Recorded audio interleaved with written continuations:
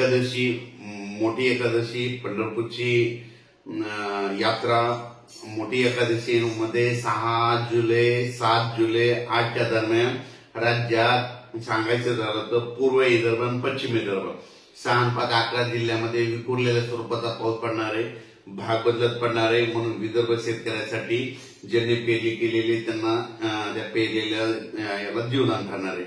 खूप काही सर्वदूर मोठा पडणार नाही, पण पाऊस पडणारे भाग बदलत असणार आहे म्हणून हा अंदाज लक्षात येतं. म्हणजे सांगायचं झालं तर नागपूर जिल्हा, वर्धा, भंडारा, गोंदिया, चंद्रपूर, यवतमाळ, नांदेड जिल्हा, हिंगोली जिल्हा, वाशिम जिल्हा, परभणी जिल्हा, त्याच्यानंतर बुलढाणा जिल्हा, त्याच्यानंतर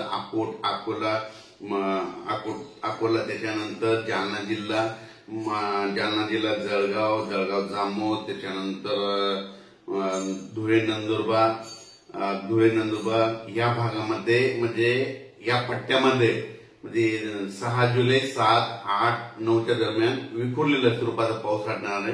पाऊस येणार आहे पण विखुरलेला पडणार आहे, सर्वदूर पडणार नाही, मोठा पाऊस जास्त असणार नाही म्हणून हा अंदाज लक्षात येतं. फक्त राज्यात मात्र पूर्व विदर्भात म्हणजे 6, 7, 8च्या दरम्यान मात्र पूर्व विदर्भात मात्र 6 जिल्ह्यामध्ये चांगला पाऊस असणार आहे म्हणून हे पूर्व विदर्भातल्या शेतकऱ्यांनी अंदाज लक्षात येतं. त्याच्यानंतर मराठवाड्यात सांगायचं झालं तर नांदेड जिल्हा, परभणी जिल्हा, हिंगोली, त्याच्यानंतर जालना जिल्हा, जालना, लातूर, बीड, धाराशिव या जिल्ह्यामध्ये मात्र असा खूप काही म्हणजे सर्वदूर पाऊस पडणार नाही, भाग बदलत पडणार आहे, जिकडे पडला तिकडेच पडेल, सर्वदूरची अपेक्षा सतत तरी नाही म्हणून हे लक्षात येतं.